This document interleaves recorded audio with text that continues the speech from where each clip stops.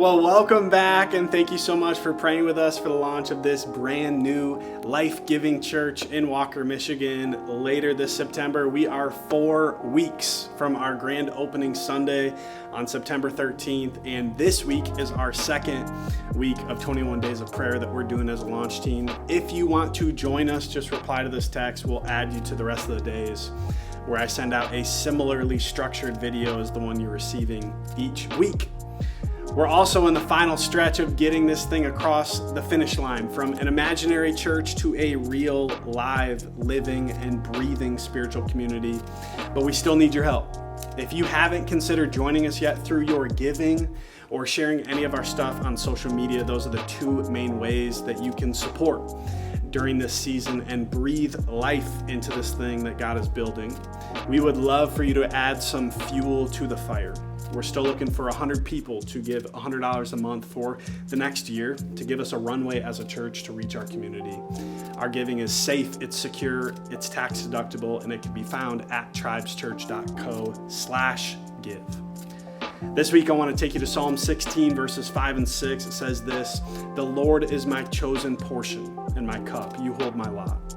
The boundary lines have fallen for me in pleasant places. I have a goodly heritage." Last week, we ended off with us preaching around Daniel in the Lion's Den on 2025 4th of July weekend, and we officially told our church that we had a month left, and we were going to offboard in August to give our church room to backfill our position before the fall. Similar to this video today, we were staring down the barrel of 30 days.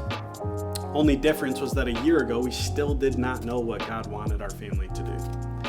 That changed the very next day after I preached that Daniel sermon. I got a text from someone in our denomination that a church in Atlanta called 12 Stone Church wanted to talk about partnering with us to launch a brand new church in the Grand Rapids area in 2026.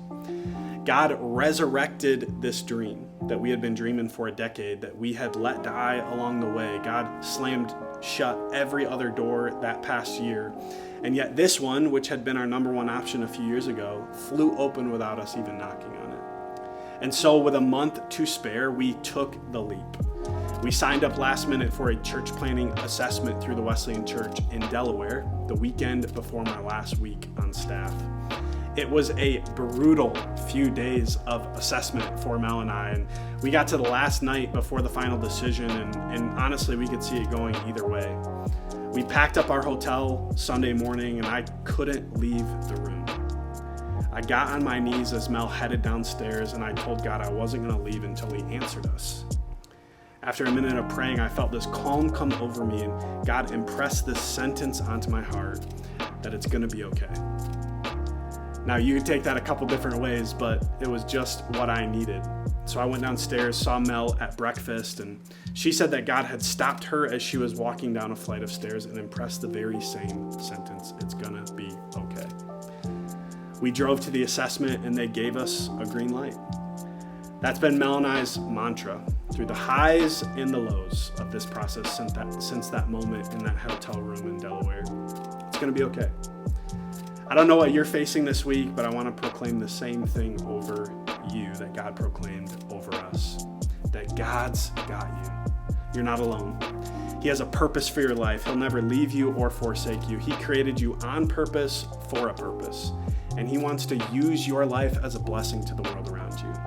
Will you pray this week for our team that God opens the right door at the right time for us to reach and bless our community? And we'll see you back here.